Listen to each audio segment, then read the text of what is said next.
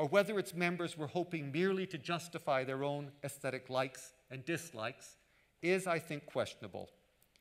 As Francis Haskell noted, certainly the museums of the 19th century failed in their duty of giving the public an opportunity to make up its own mind about taste, just as do the museums of today, as will be acknowledged by anyone who has ever wanted to look at those pictures held by them which do not conform to current textbook interpretations of 19th century art.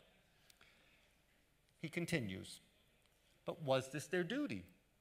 Many people felt, on the contrary, that it was the function of museums to instruct rather than to inform, to impose taste rather than to question its foundations. This again is a topic I think that merits discussion.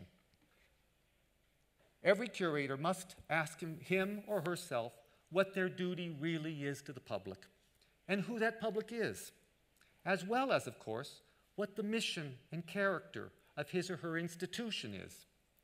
In turn, the public must ask itself what it is they expect of their museums. Is it to celebrate their own history, the legacy of their particular past? Is it to have the values of accepted taste approved? Is it to instruct them on the history of art or on past systems of belief? Is it to provide a place where they may lose themselves in the work of a great creative genius? The dynamic between the curator and the public is a problematic one, and it is one that is built into the very history of our institutions.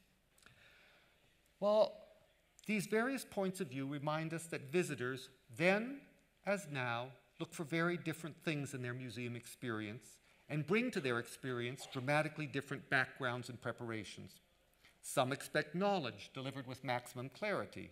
Some look for what we would now call an aesthetic sensation, with the works relieved of any historical associations or context. Think, for example, of any number of modern museums in which works are presented in an intentionally neutral environment.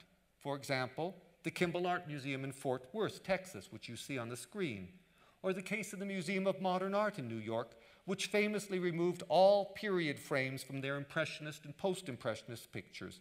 Everything is presented as potentially modern.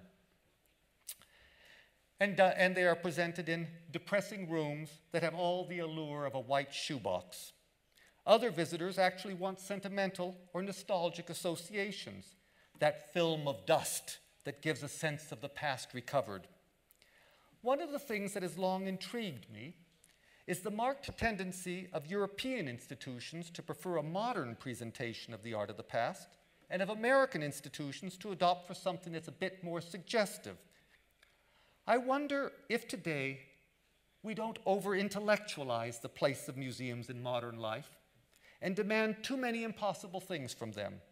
To return to the place where I started, surely the primary function of museums is to allow a large public the opportunity to view what are generally acknowledged as great works of art and to deepen their engagement with them. Curators can optimize that experience by finding some kind of order or setting that brings out the qualities of the individual works. They can provide information to assist the visitor in deciphering what is no longer a familiar visual language or culture.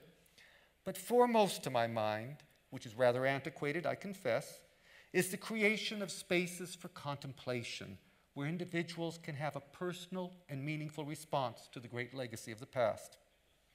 There's no question that we're at a crossroads.